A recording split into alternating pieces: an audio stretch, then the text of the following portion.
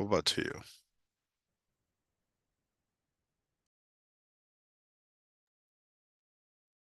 Hello, good morning, everyone. My name is Grace Lamont, and I'll be your moderator for today. I am the American Center Director, U.S. Embassy, Abuja.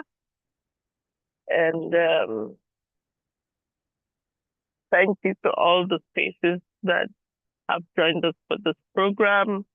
This is one of American Space's signature programs, Speak with a Diplomat, where we introduce diplomats who work at our offices, the U.S. Embassy Abuja and the U.S. Consulate in Lagos, to share their experiences as diplomats. This is a non-policy program, like you know. So during the questions, please let's avoid questions that has to do with details, duties of a diplomat. So this is purely personal and a little bit of career program. So thank you once again. I'm going to just speak briefly and then introduce Isa, who will be reading Joya's bio, and then we'll hand over the mic to Joia, who will do her presentation. So before I go further, I want to give the mic to Isa. Please read her bio. After that, I will give Joia a chance to make a presentation. Thank you. Over to you, Isa. My name is Isa Yahya, Director of American MENA. Quickly, I'll be going through the bio of Joia Starks. Joia Starks serves as the Internal Politics Officer at the U.S. Mission Abuja since 2005. Prior to Nigeria, she served as the Assistant Cultural Affairs Officer at the U.S. Embassy, Colombia. Prior assignments include Consular Officer in Bridgetown, Barbados, Public Affairs Officer in Djibouti, Public Affairs Officer in Mbabane, Eswatini, and Strategic Planning Officer and Congregational Liaison for the Bureau of Western Hemisphere Affairs. Originally from Cherry Hills, New Jersey, Joia holds a master's degree in U.S. Foreign Policy and Diplomacy from the American University and a bachelor's degree in Marketing from Hampton University. Joia speaks French and Spanish. She is married with 2 children. Thank you very much. Thank you, Isa.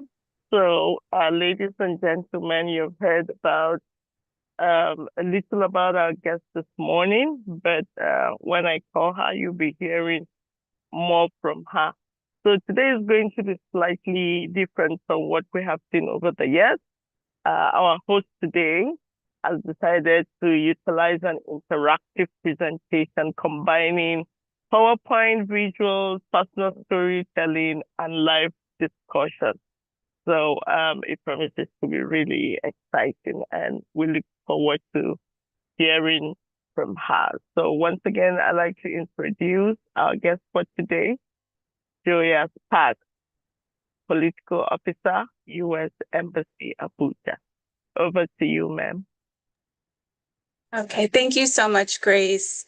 And thank you for the introduction. It's really great to participate in this. It feels like a homecoming for me because I am a public diplomacy cone officer. And so the chance to speak to young people really is one of my passions. So I look forward to a really good discussion. Just one moment while we set up my presentation, my slideshow. Perfect. Okay. All right, so I wanted to talk a little bit about my path to diplomacy. How exactly did I get here? And I recently turned 43, and so it was a really great moment for me to kind of reflect on the beginnings of my childhood and what led me, I feel, to a diplomatic career. And so this is a picture of me when I was 8 years old. I was in 2nd grade. And by that point, I had already moved 3 times in the United States. I was born in Rhode Island. My family moved to North Carolina and then Philadelphia. And finally, we kind of settled in Cherry Hill, New Jersey. So I kind of think moving that many times so young actually prepared me for a lifestyle of moving every few years with my family. But some of the things that I remember as a child and also that my mom told me is that I was always very curious. I always had a lot of questions, sometimes annoyingly so. I would think very deeply about things, and I really liked my own company. I could get lost in books. And so that combined with kind of my love for reading and exploring different worlds, whether fantasy or foreign worlds and cultures. I really, really loved to read. And I think that, you know, being able to adapt to different places and people is really one of my superpowers. Um, so, you know, one of the things that really stuck out to me in my childhood is when we moved to Cherry Hill, New Jersey. It was a very diverse cultural environment. Um, I didn't realize it at the time. I was just trying to make friends in my neighborhood, but, you know, my friends and their families came from all over the world. To this day, some of my best friends are from Venezuela, the Philippines, Poland, China. I really was exposed to all of these different cultures and my friends' homes even, you know, and being able to see how they honor their traditions, how they celebrate special moments. That gave me a real clear vision of like, wow, you know, this is how other people live. And that was a very curious thing for me. So I credit some of those early exposures to like my path to diplomacy. And I think combined with that, I had very good teachers who encouraged me, who, you know, pushed me to study different languages as a young person. And my parents, of course, were incredibly supportive of of my ideas. Even when they didn't quite understand them, they still understood that it was something that was important to me. And that gave me a lot of room to grow and to also fail. So how it's going. I can tell you 15 years into this career, I absolutely love it. There's nothing else I think I am more suited for right now. And my, you know, but this path wasn't easy. I think my curiosity as a kid really led me to places all over the world. I started to learn Spanish in middle school. And a lot of times, you know, classroom Spanish, you don't really get to practice it. But I was able to go over to my Venezuelan friend's house. And there I'm watching telenovelas and, you know, listening to her mom kind of chat at her and yell at her in Spanish and picking it up that way. But my first trip overseas was to Venezuela with her and her family. And so through that experience, incredibly eye-opening, it just really lit the spark for me. In terms of like what else is out there, what am I missing, you know, what can I see? And so from there I after like during college I decided to find opportunities to study abroad, and I was able to do that in Mexico and France. And you know, this was not like it was not easy to find opportunities or to fund them. So I would spend my summers and holidays working to try to, you know, pay for these trips. And of course, my parents would help, but they were like, well, if you really want this, like, you've got to put in the effort. So, and so I did. And those experiences were just really life-changing in terms of not just seeing other places, but making friends and being able to communicate in different languages. I began to see the value in having those skills. So after studying abroad, after college, you know, I moved actually to New York City for my first job. New York City, as many of you know, is one of the largest cities in America, and it is a just total melting pot of so many different cultures and people.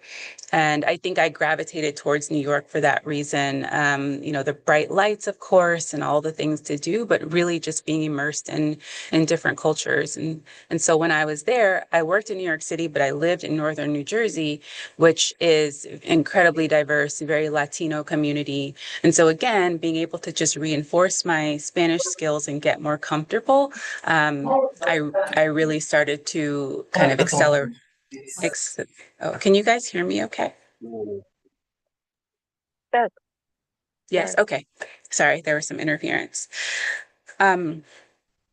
So New York, I mean, I love New York, but it wasn't enough for me. I felt like I wanted to really push myself and see if I could live overseas for an extended period of time on my own.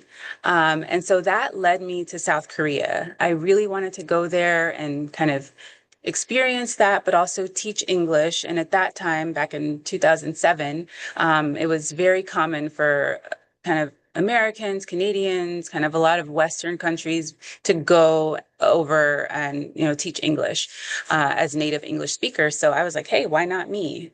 So I did that, but it wasn't easy, of course. I had to really plan out kind of a year in advance, like getting my teaching certification, saving up the money, studying Korean a little bit, kind of hard to do when you are not in Korea.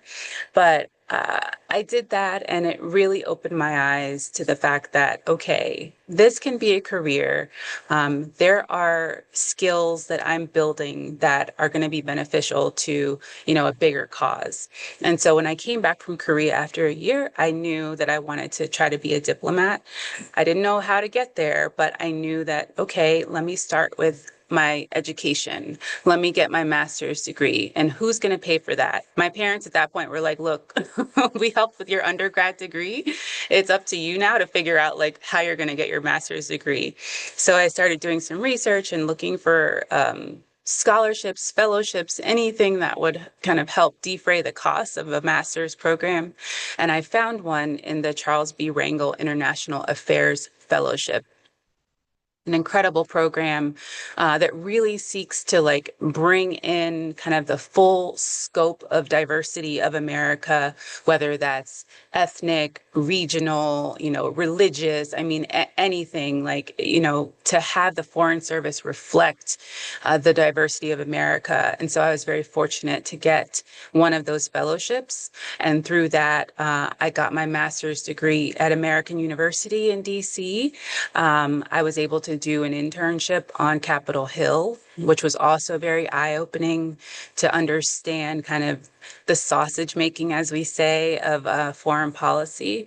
I got to intern back in South Korea in the public affairs section there. And so by this point, my path seemed very clear, like going into diplomacy, this is what I want to do. But you don't always know where you'll end up once you start this career. Some things are in our control and some things are not. And so my first two assignments, Barbados and Djibouti, were directed, meaning the department says, okay, you can tell us where you want to go, but here's the list of options, and we're going to choose from that list where you go. And so Barbados was my first tour, where I worked in the consular section, doing visas and American citizen services. And then in Djibouti, I got to do public affairs work, which is my career track. That's what I will spend most of my career doing, is public diplomacy work.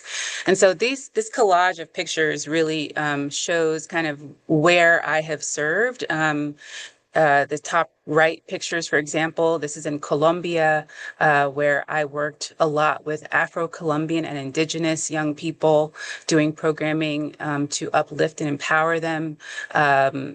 This picture with our former Secretary of the Interior. She was the first Indigenous woman to hold that position. So I just have so much tremendous pride in the work that I've done, in the people's lives that I've been able to touch through this career. And that is no different here in Nigeria.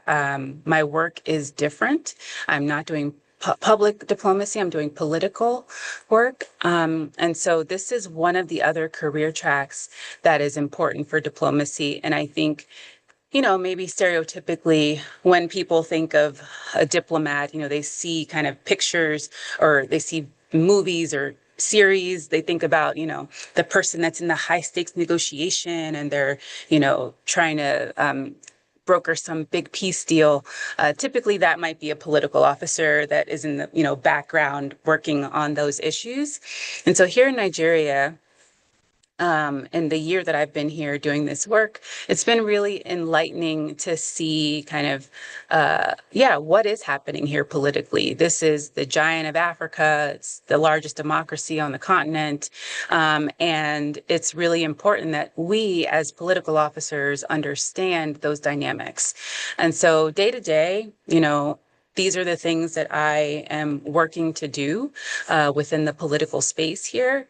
Like yesterday, for example, we had a really nice luncheon with some civil society organizations to kind of get their take on 2027 elections. And that is one of the things that I cover in my portfolio, are elections. And so, of course, it's an exciting time.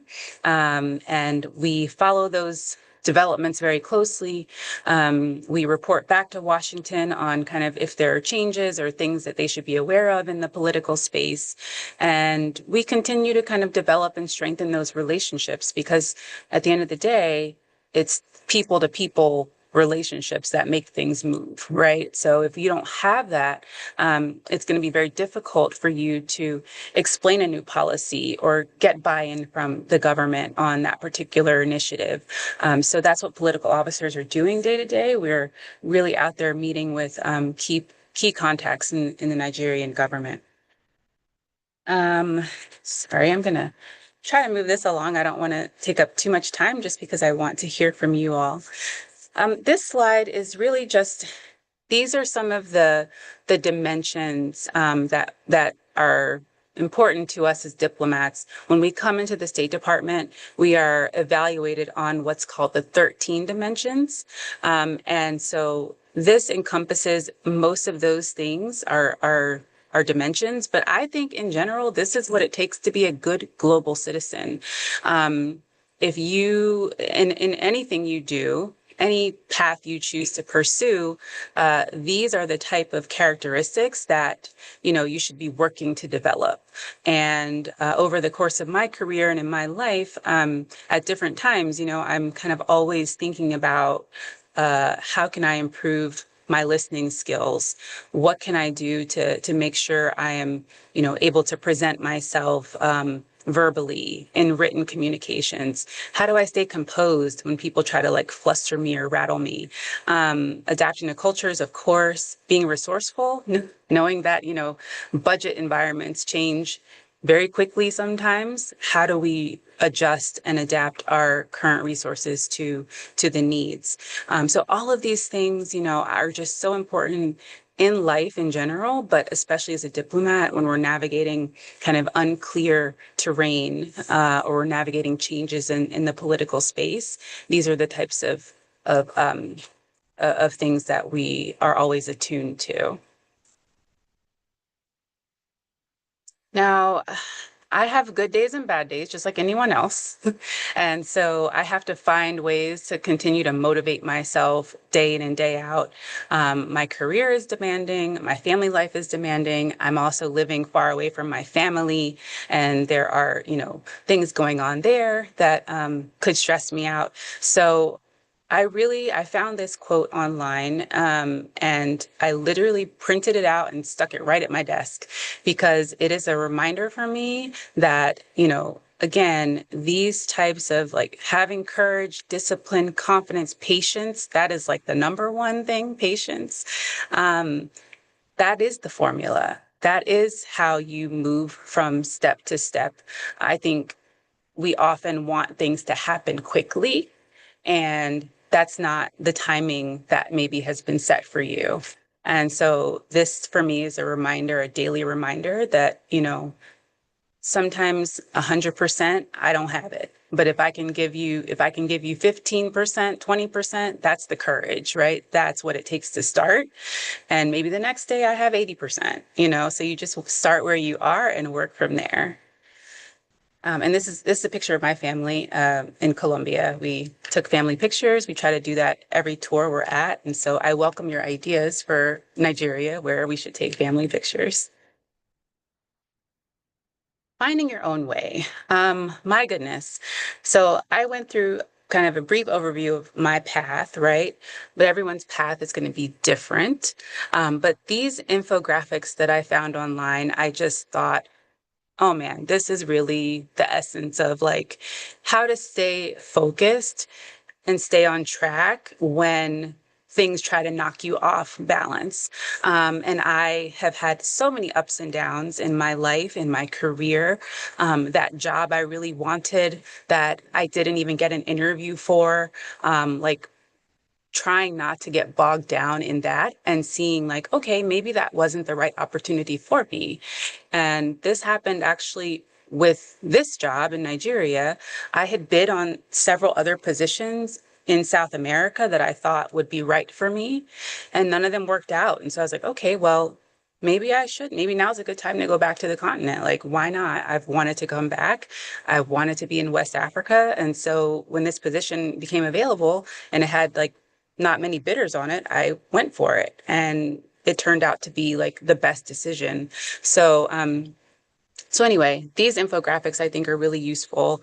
Finding people you trust, develop your core kind of, not a steering committee, but just like your inner council of people that you really trust their insight, you trust their perspective, that they're not like jealous of you or trying to, undercut you. Like they're really there for you. They're your cheerleaders, but they can also give you a dose of reality if you need that. Reading words written by people who have been down this path before, I think that's really important too. Understanding that you are not alone on this path, that there are people who have experienced this or something similar, and they can help guide you. A song with the lyrics you needed to hear. I can't tell you how many times I've listened to Lauryn Hill's The Miseducation of Lauryn Hill. That whole album is amazing, but especially her final track, The Miseducation of Lauryn Hill. I mean, it's on constant repeat, and the lyrics just nourish me. So I encourage you to find songs like that just pull you up when you're feeling down. Journaling, that's something I've done since I was little. And so that has allowed me to reflect on how I got through difficult times and how I celebrated the good times. Encouragement from a stranger is also really nice. It's just a little spark that you need sometimes. The other day I was working out. I started doing CrossFit. My husband was like, you've got to try this. I'm like, oh, it's going to be too hard. Like, I don't even want to deal with this. But I got in there. There was a woman in there who looked at me and she's like, so how do I get a body like yours? And I was like, oh, me? Like, oh, thank you so much. Like that little compliment just gave me a little bit of spark and a motivation. And then the process of finding your purpose, I recommend if you want to print this out, I think that's a good idea. Just to remind you that you are here for a reason, you have a purpose, and you are going to find that purpose. And it's not going to look like anyone else's journey to find their purpose, but it is there. I especially love this part at the bottom where it's like try out a million. Oh no, I touched the screen. Oh no, I wanted to go back. Sorry. This is a very fancy computer, by the way. Um, this bottom right corner where it says try out, a million different jobs. Yes, try all the things, try them all, see what fits. If it doesn't work out, try something else. One of my favorite quotes right now is you have one life, fit as many versions of yourself into that life as possible. There is no limitation to the things you can do. And so my last slide here before we go for questions, another one of my favorite quotes that I have put up at my desk, because I have found right now, especially transitioning into a political reporting job from PD work, it's been tough. It's really been tough for me because it's a different world. It's a different view of the department, of the work that we do in Nigeria. And so I often have days where I'm like, I just want to be good at this already. I just want to know how to do this. But that's not how life works. You know, you don't get to skip the process, because if you do that, then you arrive at a different level and you're like not sure what to do. So you really have to go through the grind. You have to, you know, yes, I've shed some tears over like a report that I wrote that was really edited and didn't look anything like my original, work. But that's just part of the process. And it's not a personal thing. It's just how you become a stronger writer. And if you want people in Washington to read your writing, then you have to make sure it's really good. So that's a little bit of last motivation there, is like, don't skip the process, even when it feels hard, even when you want to give up. There is on the other side of that something, some growth, right? So I think that's my ultimate message for all of you. And thank you so much for your time, for listening. I look forward to hearing your questions. And yeah, thank you. Over to you, Grace. Wow. Wow. Thank you. Thank you very much. I feel like even if we don't have questions, with all that you have said and all the slides that you have shared, we would have, gained a lot, would have learned a lot from all that you have said. So thank you very much. Um, so much to hear from you. And please, let's go ahead and raise a virtual hand. We have questions to ask. And for those who can speak up, if you're not very close to the microphone in your space, feel free to type your questions and we'll read it out for her to respond. I'm going to ask the first question. Well, everybody tries to get all you have said in. So my question will be, I like the formula, the courage, the discipline, the patience that you had to come up with to be able to go through this journey. And my question will be, what has surprised you in all your travel experiences? What has surprised you most about working as a diplomat in Nigeria? I know you've been to so many places, but people always say Nigeria is always unique. So what has surprised you most about working as a diplomat in Nigeria? Thank you, Grace. You know, Nigeria has been so good to me. I mean, I think there's just a natural connection. I'm African American, as you can see.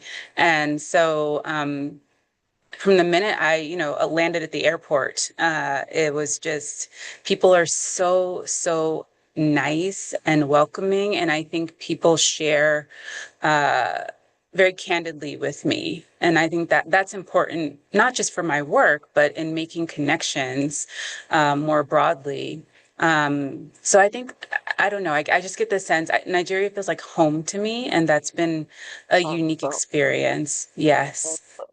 Thank you for that. So we also have people making suggestions. You did ask if they could suggest where you can just someone says window Abeokuta says you need a beautiful place to take pictures. I suggest you visit the ancient Oluma Rock in Abeokuta. You will Okay. love it. So Thank you for that. I'm writing it we have down. suggestions here that I have some online questions that I will be taking. It says, have you ever arrived at a new posting with assumptions about a country that you were quickly telling? That's a good question. Mm-hmm. Posting with assumptions about a country that were quickly challenged.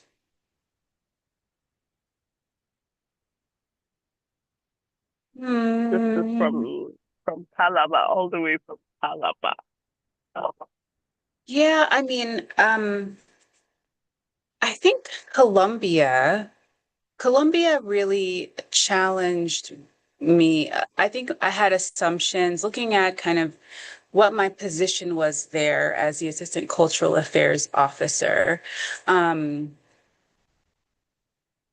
but you kind of get one perspective of Colombians. Like, I'm trying to describe this, because a lot of Colombians that kind of live in the US or that I interact with before moving there, they tend to be wealthy and they're able to uproot their family and immigrate to the US. So, but I think when I got to Colombia, especially Bogota, the capital, um, I was surprised by number one, how big the city is and how diverse it was. Like, you just kind of had people from all over. Now, granted, based on their history and their civil war, a lot of the Afro and indigenous communities were along kind of the Pacific coast, and I got to visit there quite a bit.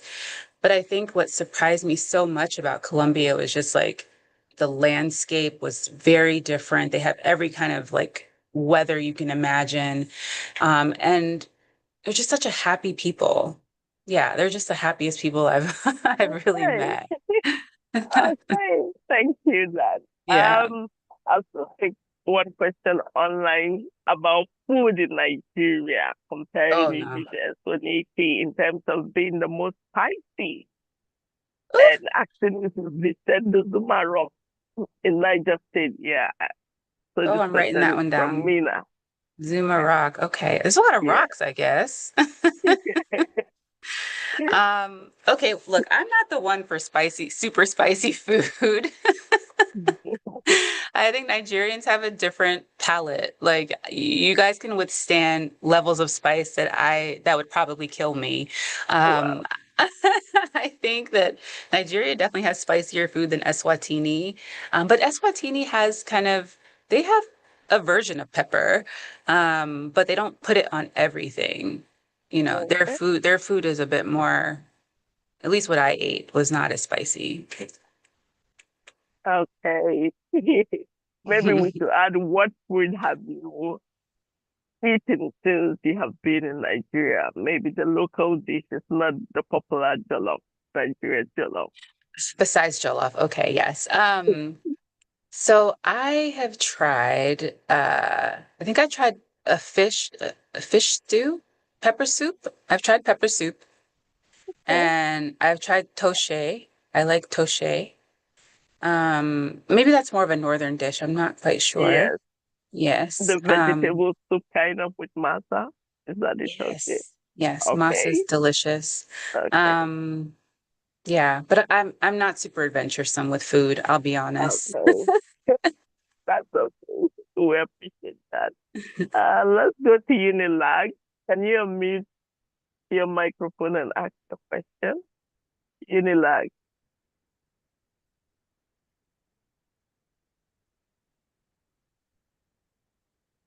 Unilag, are you there? I see them. Okay. I think we have someone there.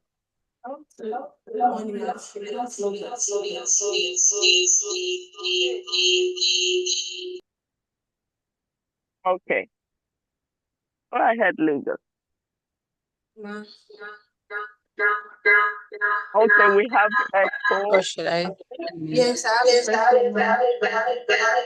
Can you please type your question? Because it's echoing. We have some sound coming from your microphone. If it's okay, please type in your question. Unilag. So we have another question from Lagos, the American Center in Lagos. It says, being a career woman at your level, how are you able to balance work life and family? Because looking at you, you do not look stressed at all. I love this question. And thank you. The makeup helps. The makeup helps me not look stressed. It's not easy, but I certainly have a really amazing husband. He works too. We have a wonderful nanny. She helps us out with our kids. She helps cook, and she's kind of like there whenever we need her. Yeah, so I think as I've moved up, I have certainly taken advantage of those types of resources that are available to me to help keep me unstressed. And I've also just had to prioritize my mental, physical health. You know, there are years where I let that slip and I paid dearly for it. And so I have realized that, you know, at work, frankly, I'm kind of replaceable. Like, if something happens to me and I can't come to work, they will find someone else that can fill my position. But at home, that's not the case. So I focus on my family a lot, and I try to stay connected to the people who fulfill me in that way. And I love my work, but it's not, you know, it's not the same. It's not the end all be all for me. Okay. Thank you for that response. Okay, Unila questions talk about pursuing what students can do if they want to pursue their career in diplomacy. So I know you've had a very good start, you know, from the beginning, more like modeling towards being a foreign affairs officer. But Mhm. sometimes you have young people who may not have the kind of opportunity you have. What advice will you give to them about pursuing, about how they will actually prepare to pursue a career in Yeah. diplomacy? Yeah. Where do they Yeah. start from? So, It's a really good question. Because, you know, I think the United States, we have the largest foreign service in the world, probably. Maybe China might be higher than us by now. But, you know, there's more opportunities there, right? The path to diplomacy as a young Nigerian, I don't quite know what that looks like. But if that is your interest, then you've got to find out what it takes to become that, right? So if it's studying for a test, if it's going to an information session, you know, trying to kind of get adjacent to that process. So one thing I didn't mention in my presentation, but that was another step that I took when I was working in New York and I didn't really like my job. I was trying to look for some way to get, you know, back overseas or, you know, be involved in international relations in some way. I looked up organizations, volunteer organizations like at the UN, or just young professionals in diplomacy. Like, I was looking for those types of opportunities to connect with other people that had similar interests. So I would say if you are someone looking at diplomatic career, then find other young people, maybe in your neighborhood. If you get together a small group, even at the American space, watch a movie about diplomacy, kind of start those conversations within that small group. And then I would also say if you don't have a direct line to diplomacy through Nigeria's foreign service, there are other organizations and industries that still need people with an international foundation and background. Actually, probably every Fortune 500 company has an international, you know, presence, right? yeah. So think about other pathways that require those same skills as diplomacy, but maybe it's a different branch off the tree. And so that's even something I think about, you know, 15 years into this career, I'm like, okay, well, I've developed all these skills and connections and whatever. What else can I do? And to be honest with you, education is something that really calls to me. And so part of me is looking at, okay, after I leave the foreign service, maybe I can go into education and help young people study abroad the way that I did, you know? So think about those different angles to diplomacy. Okay. Thank you. Thank you for that encouraging response. Another question I have is, um, we may look at you, or the audiences may look at you as somebody successful, you've achieved all you want to achieve, but sometimes it's quite different from the perspective of the person who has gone through this experiences. So, on that note, looking back, what is one thing you wish you had known when you were starting your career? Like, what's When that I was one thing you starting. wish? Yes, Mhm. when you were starting your career.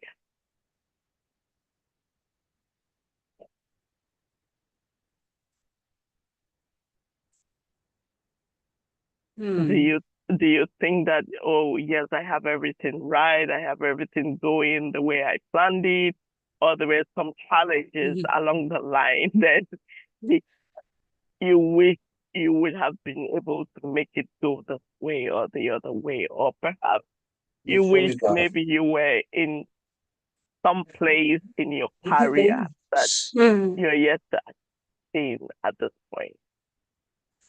So, I really choose to focus on the positive and kind of what comes out of where I end up. Yes, like there are places that probably seemed like they would have been a better fit somehow. But ultimately, that's not what God chose for me. That's not where I ended up. So I wouldn't say that there's anything I wish I would have known or done differently, because I really do feel deeply that, you are where you are supposed to be. Yeah, and I don't question that. Thank you. Excellent response. So wherever we find ourselves, more like we should make very good use of that opportunity. So thank you for that. I have another question from the American Center in Lagos. So speaking to young minds in the room and having worked for a while in Nigeria, what are the opportunities you see in Nigeria that might not be visible to the Nigerians? Yeah, it's another really good question.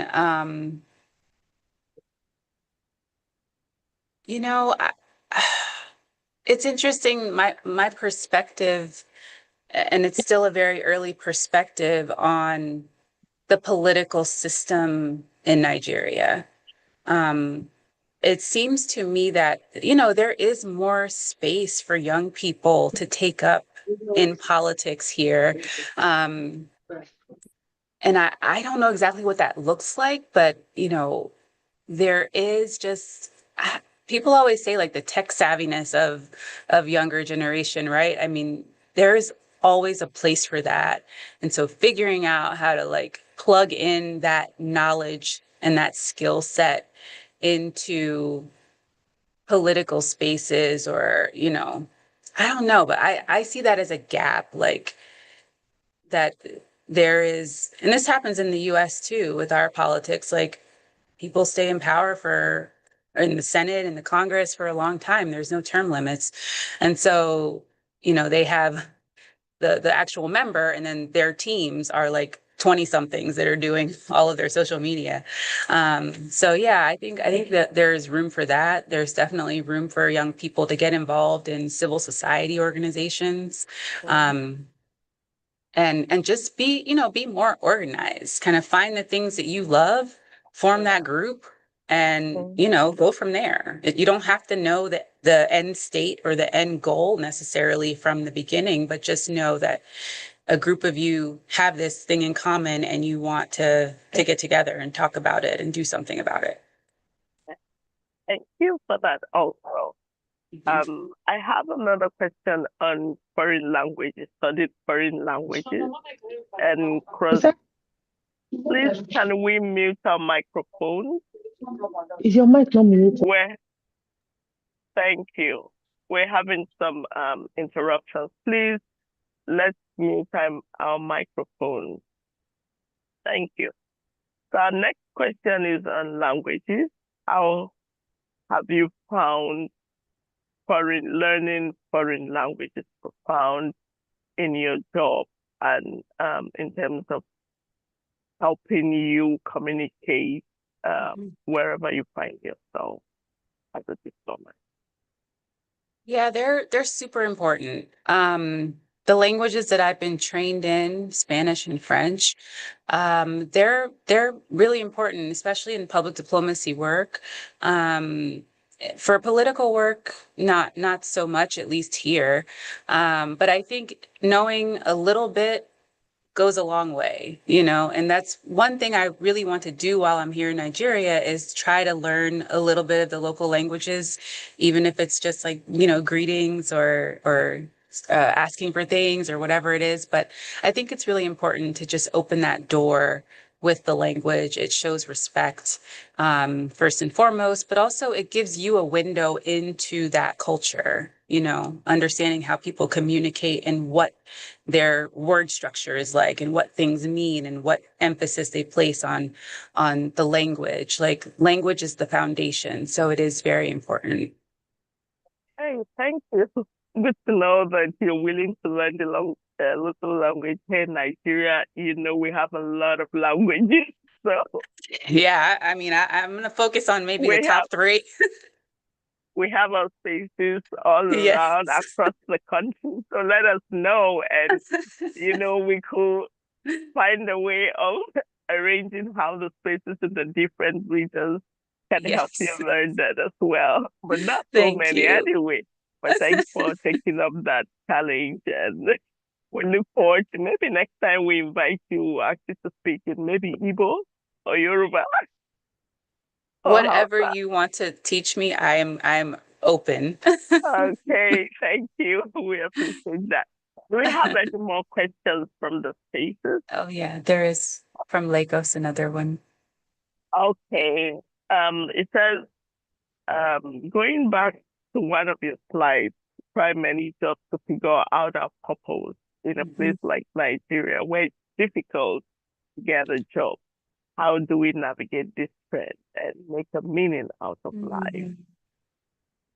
Oh my, what a beautiful question. Yeah. Yeah. Nigeria is tough for young people to find kind of formal jobs in government or in business. I mean, it seems like the bar is very high to enter, right? I think I'll start with the last part of your question, making a meaning out of life. And I want to tell you, it doesn't come from a job. I can tell you that. The meaning of life, at least the meaning of my life, I have found is whatever connects me to people. I'm the kind of person that's like, there are no strangers, there are just friends I haven't met yet. And so really like finding your meaning maybe in service is one of the things that matters most to me, is figuring out how I can be of service. And I think starting with that question leads you to your purpose, leads you to not just a job but maybe a bigger calling, and that requires kind of the internal work of asking yourself the deep questions, what would make my life meaningful? On that same slide, it said like kind of do things for two people's approval, your 5-year-old self and your 80-year-old self, right? And in between those two, it's like, that's where you'll find what matters the most to you. And that leads you to the jobs and the careers. So that doesn't necessarily help with right now needing a job.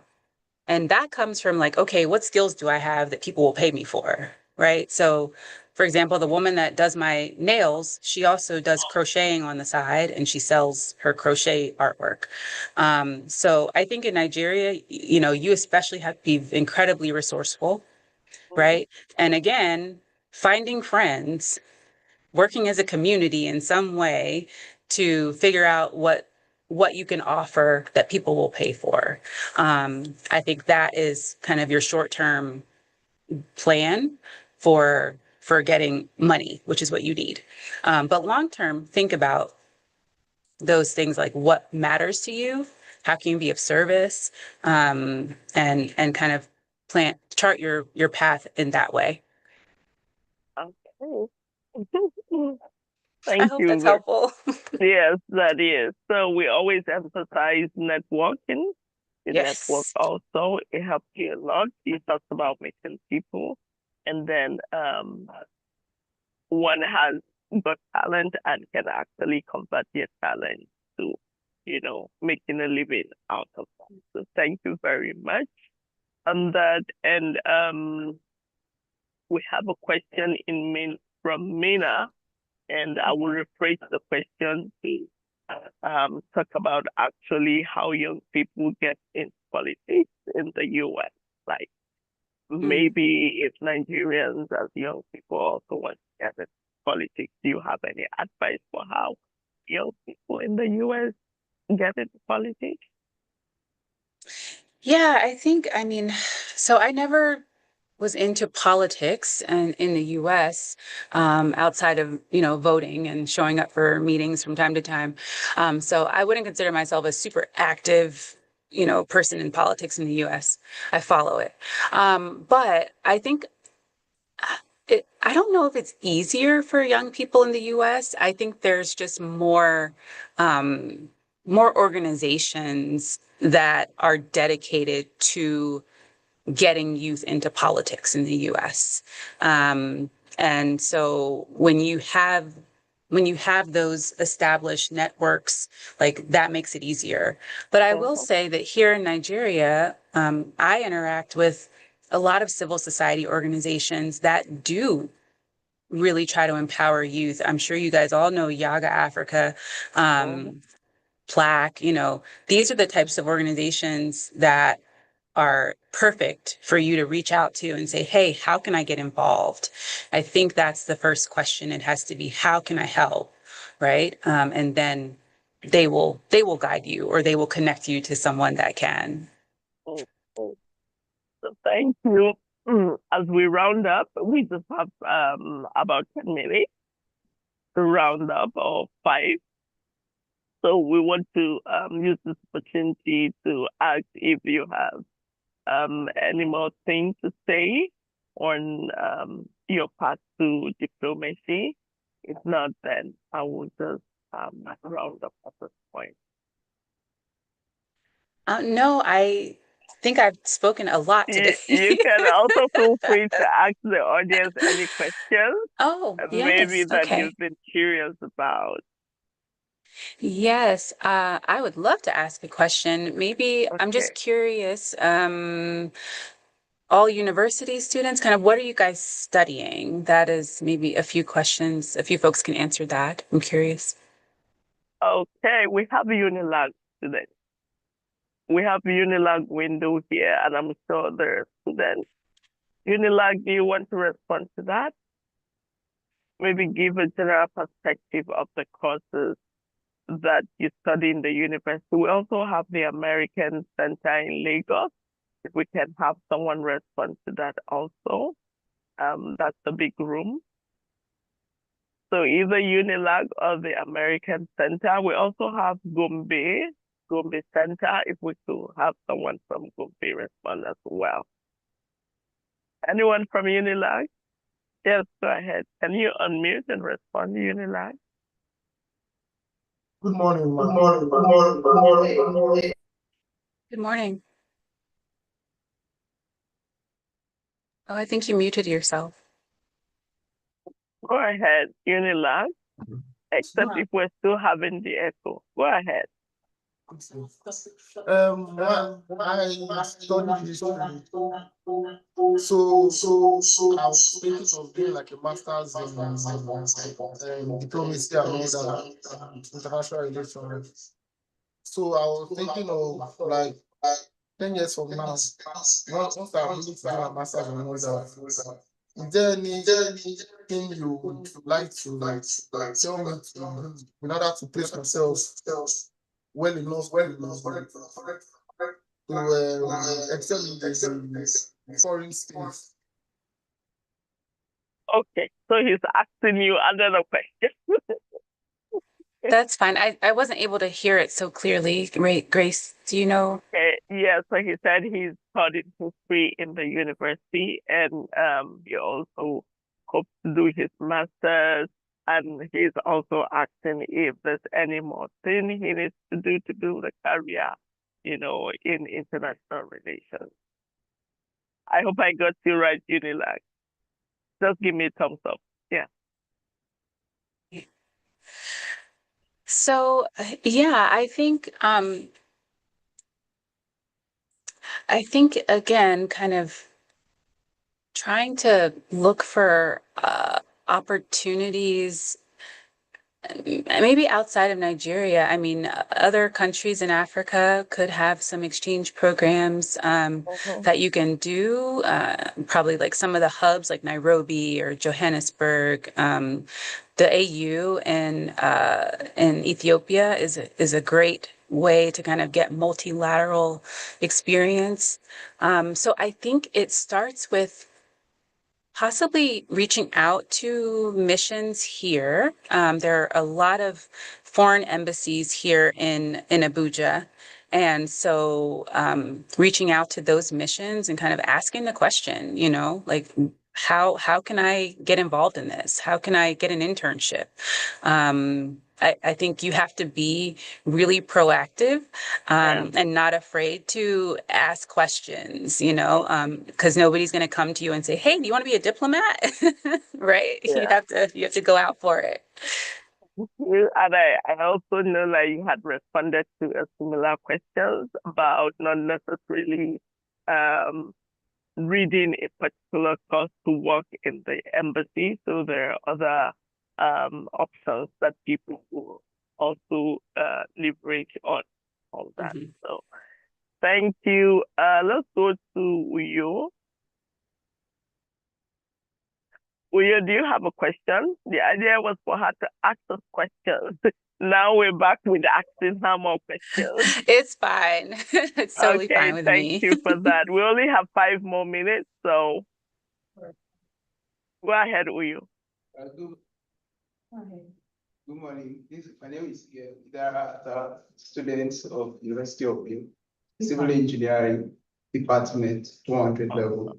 So my question is, compared to other profession, like medicine and surgery, they hear that there are a lot of employment opportunities in the US, and in civil engineering, we are not yet that employability, like kind of a lot of employment opportunity in the US. So I want to know, how can I get myself acquainted and equipped so that when I'm out of school, I'll be more employable in the US, or have interest, and some of our colleagues that have interest to work abroad, So especially thank in the you.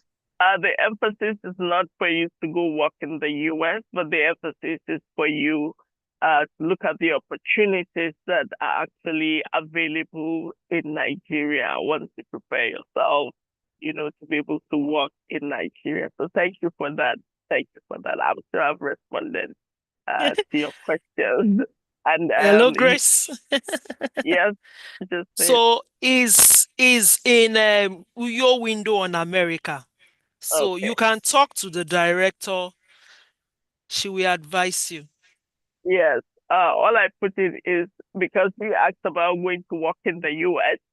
So I said there are more opportunities here for him to leverage on. Also, he doesn't have to go to work in the US. So thank you, Ms. Josephine, for lending a voice to that. So speak to the American Spaces director. Also, we also have US Exchange alumni who have businesses that run, you know, that you could actually join or volunteer, like our guest mentioned, to intern in some of these organizations, civil society organizations that some of our US alumni here in Nigeria run, and you can lend your expertise on that as well. So thank you, Unilag, for letting Joia know about the courses offered in the university: history, strategic studies, biochemistry, and I noticed also that Nigerian universities have a lot of courses that they study,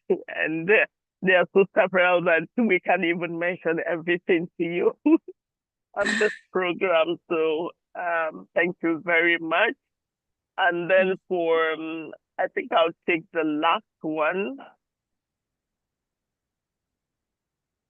Just for young Nigerian entrepreneurs building tech products with ambitions beyond the Nigerian, what would you recommend we do better to understand and access international opportunities?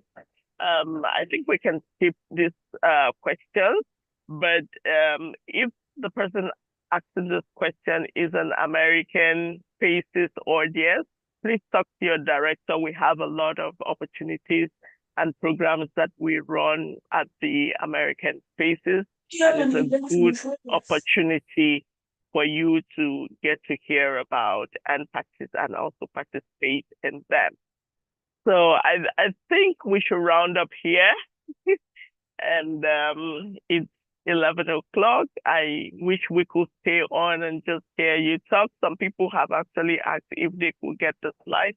I will say we will remove the personal pictures in the slides, and if that's okay, and share some of the pictures that speak to some of the issues that you did mention and share it to them. So for Perfect. those asking, yes, we'll remove the personal pictures and share the other slide, finding your own way, and the other slide that she shared with us. So thank you very much. We've come to the end of this program. Please, let's give a round of applause to our guest, Joia Starks. Thank you, Political Officer, U.S. Embassy, Abuja. We've really learned a lot, and this is also the first of its kind where we have our guests sharing slides and, really talking, giving us details of their personal life, inspiring us through your journey, your reality, your skills, and then at the end of the day, also advising us based on your personal experience. So we really appreciate your time. We really appreciate you coming on to speak with us and get to know us, even though we didn't tell you so much about Nigeria, but I'm sure as you continue. Yes, I know where you are. I'll find you. Your work, exactly. Yeah. Feel free when you go on outreaches from your section, feel free to visit our American Spaces also and get to speak with some of the audience that have heard from you today. And you're always welcome anywhere. We're spread across 20 cities, and we have 30 American Spaces here in Nigeria. So once again, thank you for coming on board. Thank you all so much. This was the highlight of my day. I really appreciate the invitation, and I wish you all the very best. Thank you. Thank you. Shout out to all the spaces that have participated today. Thank you for your questions also. And please don't forget, for the spaces, we also have a program this afternoon at 1:30, the AI Journalist program. Please, let's prepare and also attend. Thank you to my colleagues who were also part of the preparation for this program, Mrs. Josephine.